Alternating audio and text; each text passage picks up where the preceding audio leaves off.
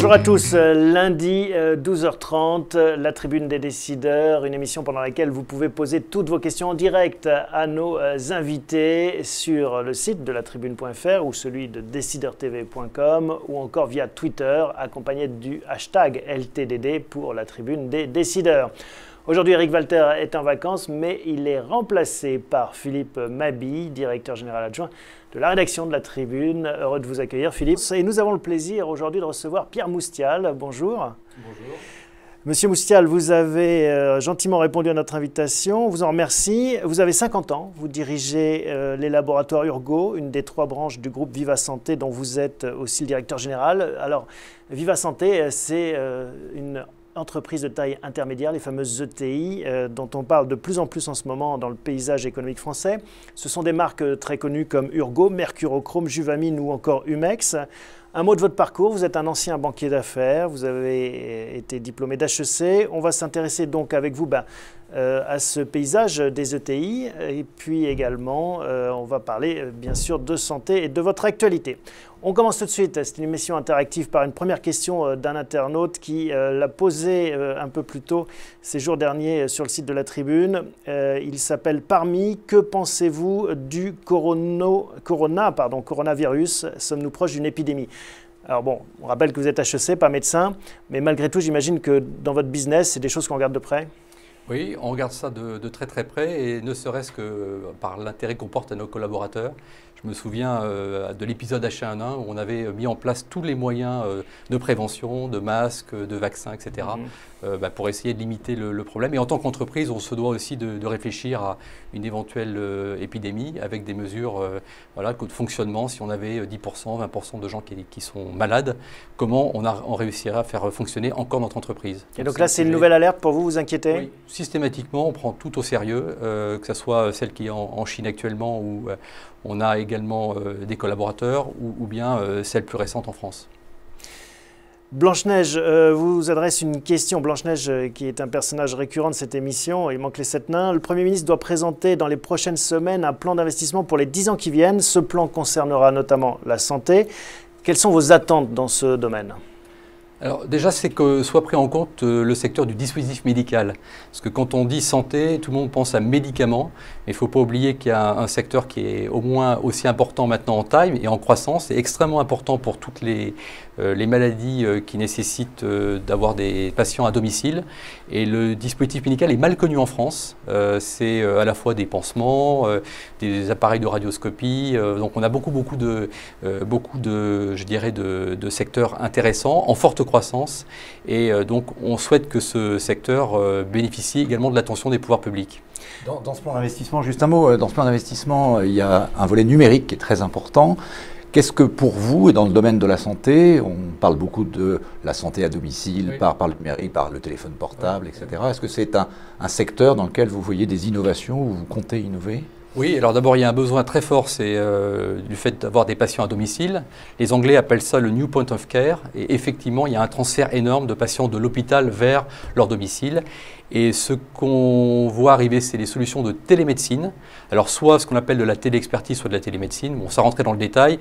Ça permet de transférer des données. Donc ça permet de monitorer des patients à domicile. Mais ça également permet de faire du conseil. Donc par exemple, nous, on travaille sur une solution qui permettrait aux infirmières que lorsqu'elles ont un doute sur une plaie, d'avoir un médecin référent, un dermatologue référent et les conseiller utilement quand il y a un cas un peu plus complexe. Ça peut être un élément pour faire des économies, par exemple. On parle beaucoup d'économies dans le secteur de la santé avec les déficits. Et ça peut être un gisement, finalement, d'amélioration. Absolument, c'est un énorme gisement parce que les gens qui sont à l'hôpital coûtent 2 choses. Finalement, la nuit d'hôtel, entre guillemets, et le soin en tant que tel. La nuit d'hôtel coûte extrêmement cher, donc c'est légitime de les avoir à domicile, dans la mesure où on est capable de garder l'information et d'avoir des analyses qui circulent et qui sont exploitées à distance. Et à quand la vente de mercurochrome ou de pansements via Internet? Est-ce que ça aussi, c'est des axes de développement auxquels vous réfléchissez? Non. Aux États-Unis, c'est vrai que les médicaments, les premiers soins sont vendus largement par Internet. En France, c'est beaucoup moins le cas. Et je pense que ce n'est pas forcément amené à se développer autant qu'on le pense. Pour une raison qui est extrêmement simple, c'est que la loi française prévoit qu'on peut commander par Internet, mais on doit récupérer son produit à l'officine, en pharmacie. Donc je dirais l'avantage de commander par Internet et de se déplacer derrière n'est pas suffisant à mon avis pour générer beaucoup de développement. Sauf à faire sauter cette contrainte, on parle d'une libéralisation du secteur de la pharmacie, de la parapharmacie. Pour l'instant, ce n'est pas le cas. Effectivement, si cette contrainte saute, c'est un peu différent, mais se posera un cas important, c'est le cas de la traçabilité et de la falsification des médicaments. On sait qu'aux États-Unis, il y a beaucoup de falsifications, donc il y a un arbitrage qui n'est pas facile à rendre. Alors, ça nous amène à un autre volet de ce plan santé. On voit qu'on est dans une période où il faut faire des économies dans tous les domaines. Vous êtes un fervent partisan, de par votre portefeuille de produits, de l'automédication. Pourtant, ce n'est pas tellement une source qui est mise en avant pour l'instant. Est-ce que vous pouvez nous expliquer un peu l'enjeu? Alors, c'est un sujet qui n'est pas à la mode en France. Il faut appeler un chat un chat. Au contraire même, c'est la mauvaise presse. On dit l'automédication, c'est trop de médicaments mal utilisés. Exactement, ça pousse à la consommation, etc. Il faut savoir qu'en Pologne, en Allemagne, c'est déjà 3 fois le poids de la France. Donc, on voit bien qu'on est un pays très en retard. Pour moi, l'automédication a un grand intérêt. C'est que, d'abord, il faut séparer ce qu'on appelle le grand risque et le petit risque. Les maladies graves, clairement, pas d'automédication, passer par le médecin, de la prescription, des études cliniques, etc. On connaît bien le sujet. En revanche, pour le petit risque, ce que j'appelle le petit risque, c'est le rhume, l'allergie. Pour ce petit risque, il me semble très important de développer l'automédication parce que si on ne le fait pas, on a finalement un triple coût. On a le coût de la visite chez le médecin, on a le coût du produit en tant que tel et surtout on a l'absentéisme. Donc c'est un peu idiot quand on sait qu'aujourd'hui, pour avoir un rendez-vous chez le médecin, c'est 72 heures en moyenne, alors que c'était 48 heures il y a 4-5 ans. Donc on voit bien les délais qui s'allongent.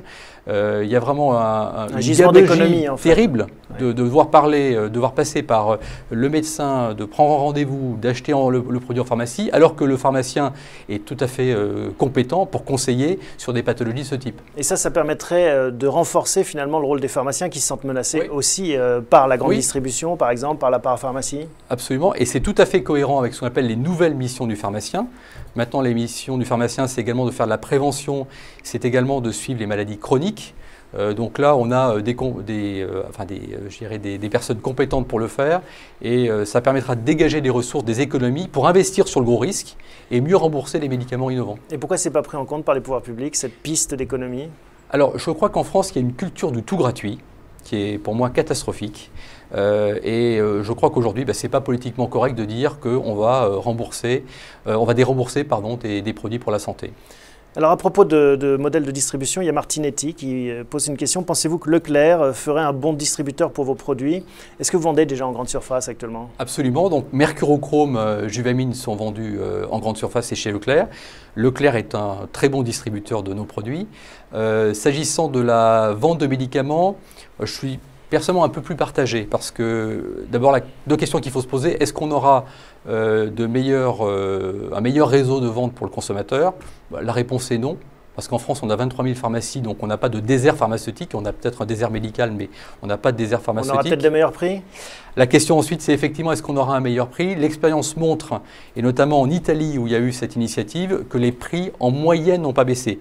Le paracétamol a été baissé parce qu'il fallait faire un effet d'annonce, d'affichage, mais globalement, les prix n'ont pas baissé. Donc, j'imagine qu'en France, on n'aurait pas un impact aussi spectaculaire qu'on le dit. Est-ce que vous avez, parce qu'on va parler beaucoup d'économie dans le secteur de la santé pendant les années qui viennent, compte tenu des déficits, est-ce que vous avez des recommandations à faire, vous qui connaissez bien ce secteur, la surmédication, etc. Est-ce que vous avez des recommandations à faire éventuellement au gouvernement? Sur comment générer des économies et en dehors de ce dont on a parlé, la santé numérique? Alors, pour moi, effectivement, il y a l'automédication. C'est clairement une voie, ce qu'on appelle plutôt la médication responsable pour être politiquement correct, mais ça revient au même. Ça, c'est clairement une piste d'économie. On estime que sur 2-3 maladies pas graves en termes d'impact sur la santé publique, on peut générer 1 milliard d'euros d'économie. C'est quand même pas rien. Par rapport au plan antibiotique, c'est quasiment x5 ou x10. La deuxième piste, effectivement, c'est de laisser les gens le moins longtemps dans, entre guillemets, ce que j'appelle l'hôtellerie, c'est-à-dire dans des nuits à l'hôpital où ils ne sont pas soignés. Je reviens du Québec, ils ont fait quelque chose de fantastique. Ils ont inventé la notion de management case. Donc, c'est en fait des personnes qui s'occupent du parcours de santé des patients et qui vous aiguillent en disant là, vous allez aller voir directement tel spécialiste. Alors que ce qui coûte très cher en France, c'est quoi? C'est qu'on passe dans le mauvais service, dans le mauvais hôpital, et on le fait soi-même. Et on le fait soi-même. Et les gens n'ont clairement pas la compétence et n'ont pas le réseau pour comprendre quel est le bon interlocuteur. Les Québécois l'ont parfaitement compris et je pense qu'avec ça, on peut générer des économies très importantes. Un métier, aiguilleur médical. Exactement. Alors l'ARS, comme les aiguilleurs du ciel, mais régionale de santé, c'est une de ses missions, ce qu'on appelle le parcours de soins. Mais effectivement, ce métier, à mon avis, serait générateur d'économies très fortes.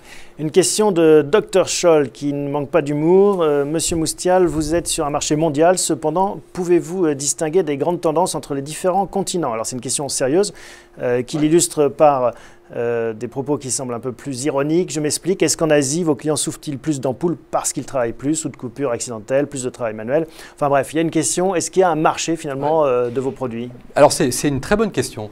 Amusante, effectivement, c'est souvent un grand débat en interne quand on dit qu'est-ce qu'on va lancer comme nouveau produit. Effectivement, il y a des pays où il n'y a pas de talon aiguille, donc il n'y a pas d'ampoule. Donc aller en disant je vais lancer le meilleur anti-ampoule Urgo, ce serait un peu catastrophique, il n'y a pas de marché.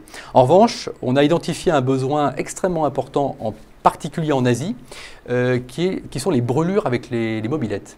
Parce qu'une grande partie de la population ne se déplace pas encore en voiture et plus en vélo, et en mobylette. Et il y a le pot d'échappement. Ils sont souvent 2, voire 3-4 sur la mobylette et ils se grillent les mollets. Donc on va lancer Urgo brûlure, pansement motobécane. D'accord. Ça va être lancé au Vietnam le mois prochain. Alors à propos d'Asie, vous revenez d'un voyage avec le président de la République. Vous ne vous quittez plus d'ailleurs avec François Hollande. Il était venu vous voir dans vos usines. Ça suscite beaucoup de questions quand on est un patron de TI. J'imagine que c'est une marque d'intérêt importante. Comment ça se prépare un voyage comme ça? Qu'est-ce qui s'y passe? Qu'est-ce qu'on fait? Est-ce que c'est juste pour la photo ou est-ce qu'il y a du business réel derrière? Alors d'abord, c'est une longue préparation et je peux vous dire que mes équipes en interne ont beaucoup travaillé déjà pour l'organiser parce qu'il y a des problématiques de sécurité évidentes et donc c'est une grosse anticipation. L'impact numéro 1, je pense que c'est auprès des salariés puisqu'il y a une grande fierté de recevoir le président de la République. Donc là, c'est quand il est venu dans vos usines, c'était au mois de mars. Il visite l'entreprise pendant 50 minutes, il fait le tour des ateliers. Donc c'est l'occasion aussi de montrer que derrière le pansement, il y a un produit non seulement qui protège mais qui soigne et qu'Urgo est à la pointe de la technologie. Donc on lui a montré des machines qu'il n'aurait peut-être pas imaginées, des machines de 10 mètres de long qui font de l'induction, qui mettent des actifs, etc. Donc ça, c'était un bon moyen, je dirais, de faire un peu notre publicité malgré tout.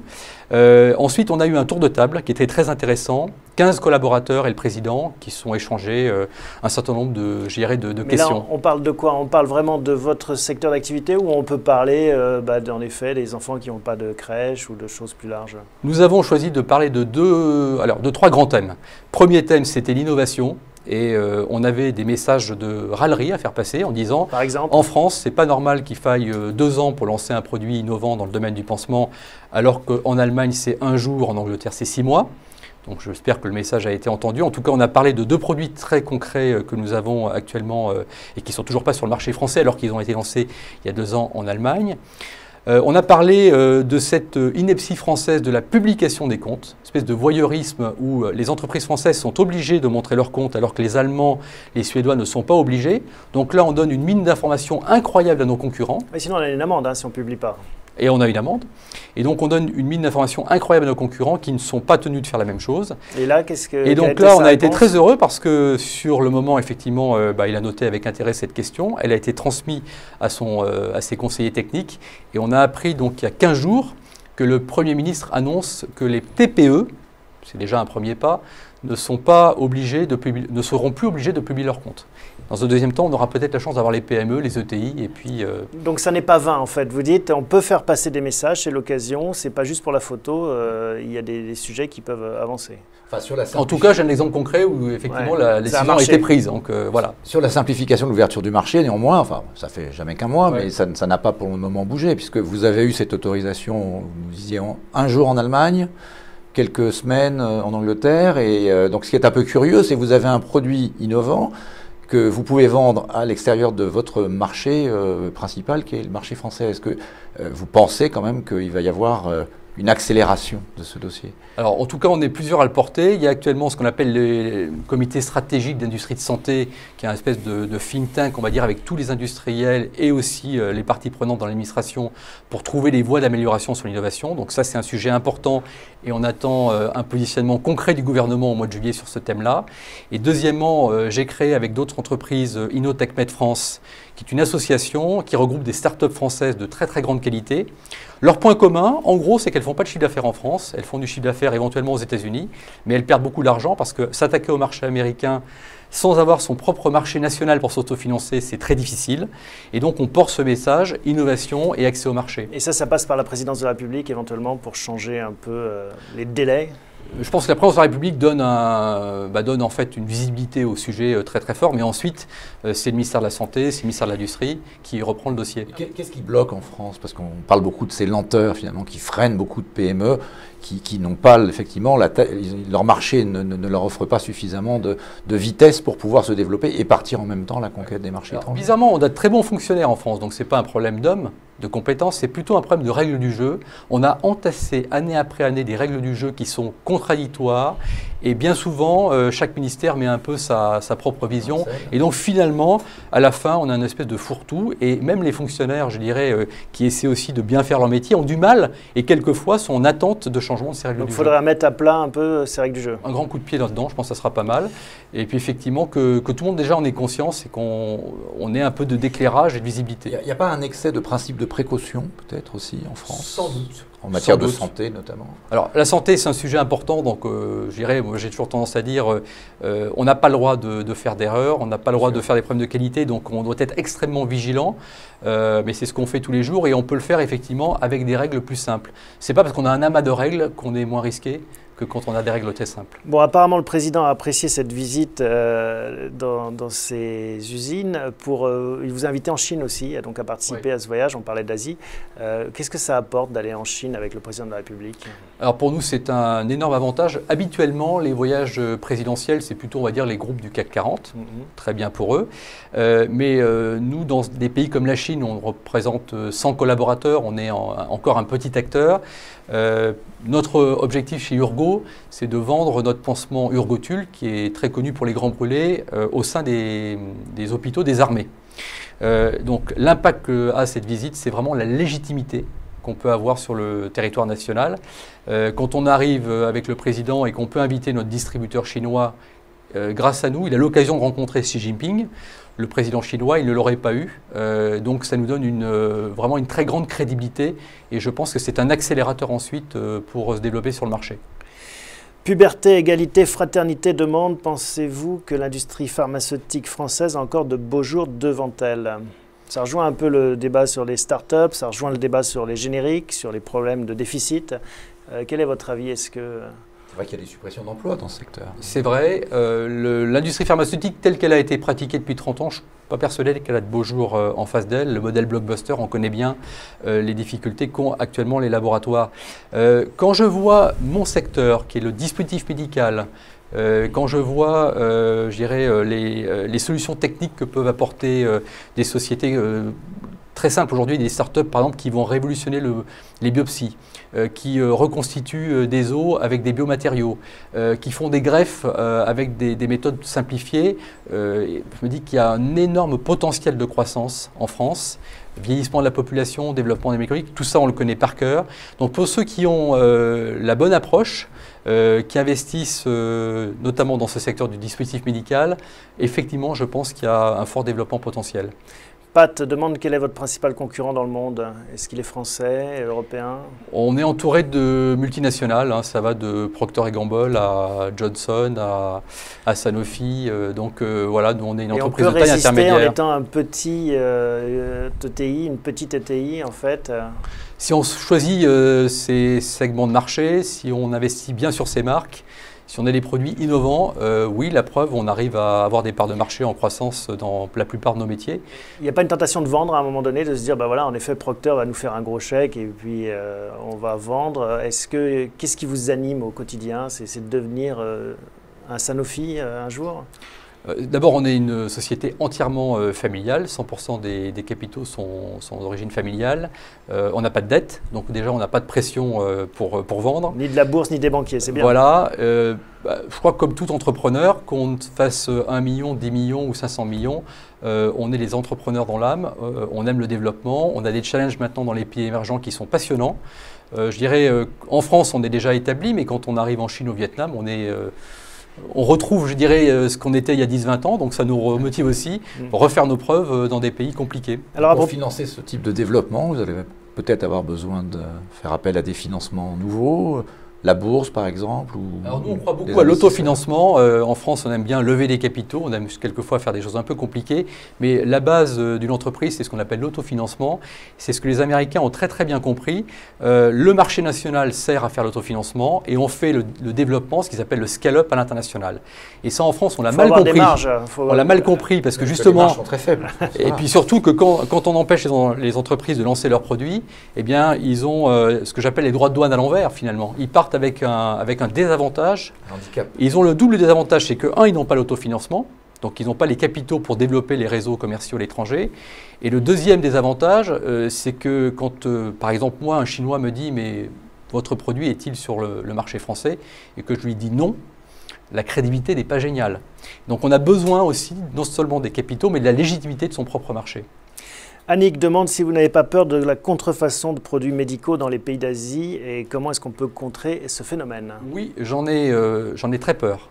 Mais c'est aussi un grand avantage, c'est qu'en Chine, une des caractéristiques, quand on demande à un Chinois que pensez-vous des sociétés françaises, ils disent qualité. On a une image de qualité. Donc, une moyen de le contourner, c'est quelquefois très simplement de mettre le petit drapeau français sur son packaging, de dire que c'est fait en France. Et nos produits, chez Urgo notamment, sont faits en France, même lorsqu'ils sont exportés en Chine et en Asie.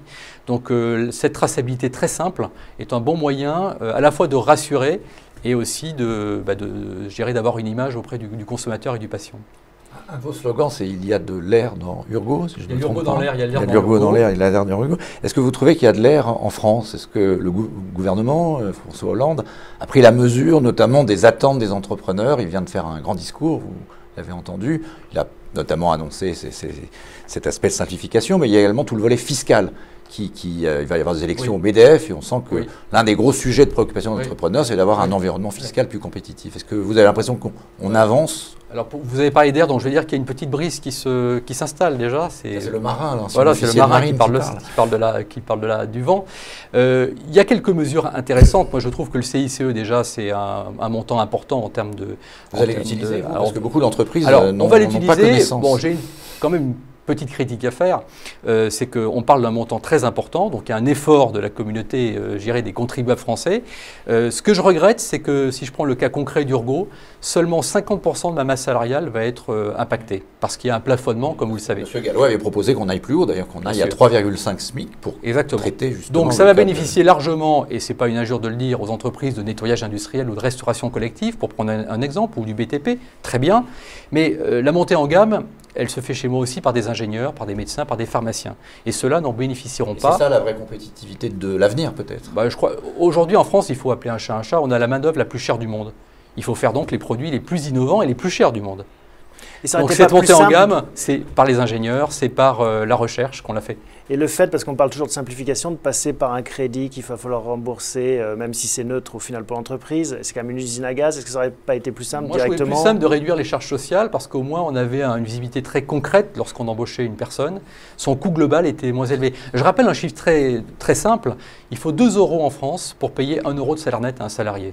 Donc pour avoir 1 euro de net sur la feuille de salaire du salarié, l'entreprise, c'est un coût de 2 €. En Allemagne, en Angleterre, c'est entre 1,5 €, 1,3 €. Donc effectivement, si on peut baisser ce coût apparent, ça va fatalement générer plus d'envie d'embaucher. Sur les autres mesures fiscales, vous avez l'impression que là aussi le vent est pris du bon côté? J'ai vu récemment sur les entrepreneurs, je m'en réjouis pour eux, parce que quand on crée l'entreprise, on a 9 chances sur 10 de se planter. Et donc, il faut qu'il y ait une fiscalité qui soit adaptée à cette prise de risque. Et je crois que la mesure qui a été proposée va dans le bon sens. Servier demande comment inverser la courbe négative de l'image des laboratoires. Bon, c'est là aussi une question un peu ironique, qui rit jaune. comment est-ce que vous sentez qu'il y a un désamour, enfin, il y a un problème vis-à-vis de l'image des laboratoires en France? Il y a plusieurs affaires, hein, Servier, le PIP. Alors déjà, il faut bien séparer deux choses, je pense. Il y a d'un côté la fraude. Il y a des cas de fraude, c'est scandaleux, et là, la justice doit faire son travail. Il y a ensuite des problèmes éventuellement de qualité. Là, on a un travail effectivement en termes de procédures, d'audit, etc. Et je pense que l'industrie française est... Vous voyez quand même 4 millions de personnes qui rentrent chaque jour en pharmacie, hein, donc l'immense majorité des cas se passe très très bien. Et en ce qui concerne l'image de marque, on disait tout à l'heure qu'il y avait l'image du blockbuster, donc ce modèle un peu pharmaceutique du passé. Aujourd'hui, moi j'ai plutôt envie de parler des belles PME françaises, des belles startups. Il y a des sociétés qui, je pense c'est une entreprise française qui vient de faire une révolution avec une biopsie en direct lorsqu'on fait une endoscopie. C'est les Français qui l'ont inventé. Et on a des atouts fantastiques en France, c'est qu'on est bon, complémentaire en physique, en chimie, en bio, en électronique. Et dans ces startups de dispositifs médicaux, c'est cette alliance de ces technologies qui fait la différence. Donc si on montre concrètement qu'on va pouvoir augmenter non seulement l'espérance de vie, mais surtout l'espérance de vie en bonne santé, qui est le vrai sujet, c'est l'espérance de vie en bonne santé, et qu'on peut y arriver avec ces startups, avec nos solutions de pansement de demain qui soignent et qui ne font pas uniquement que protéger pansement Urgostart ou Urgotul, là je crois qu'on va changer l'image. Et nous en tout cas, je peux vous dire qu'on n'a aucun problème pour recruter, pour attirer des étudiants. Ils ont une image très positive de la santé lorsqu'on en parle très simplement à travers ces solutions. Et bien voilà, c'est ça le mot de la fin. Merci Pierre Moustial, merci Philippe pour ces questions et ces réponses. Merci à vous tous aussi pour votre participation. On ne se retrouve pas la semaine prochaine, hein. Je parlais du mois de mai qui était un mois de gruyère. On se retrouve, parce que c'est lundi de Pentecôte, on se retrouve dans 15 jours avec Jean-François Roubaud, le patron de la CGPME. En attendant, très bon appétit.